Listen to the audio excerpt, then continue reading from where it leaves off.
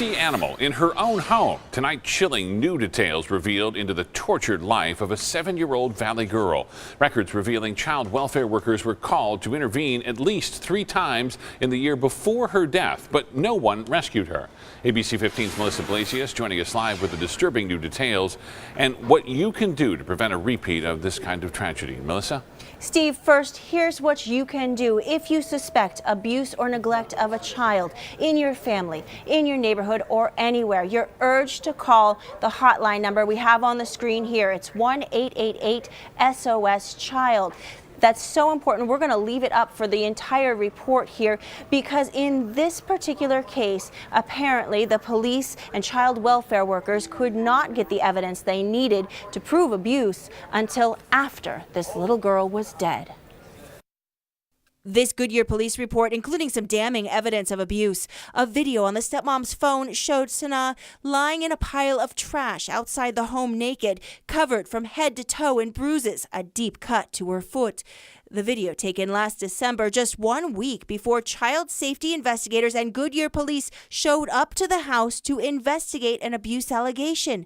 That case still open when she died in February. It's common for investigations to last a couple of months.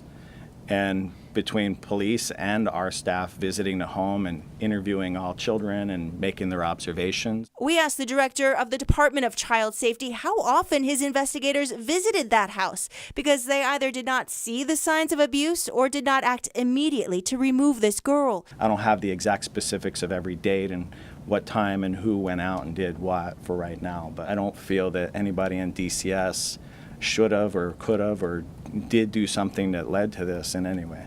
Also in the new report, Sanaa's parents were zip tying the 7-year-old spread eagle in their home for long periods of time. Texts indicate they knew it was wrong. Stepmom Lisa Cunningham saying, "You can't restrain a child under 9 for more than 1 hour in any way." Dad Jermaine Cunningham saying, "Well, that's what we'll say if asked, but we know better." That we will continue to struggle with the evil side of human nature that sees small human beings as objects of taking out rage. And both of these parents, the Cunninghams, face charges of child abuse and first-degree murder, but they remain out of jail. We talked to the county attorney about that today, and he says that he did not ask for an arrest warrant in this case. Instead, there is a summons for them to appear in court for the officer and his wife. We asked, when was the last time in a first-degree murder case that someone wasn't immediately arrested? And we are told at last check that they are still researching that.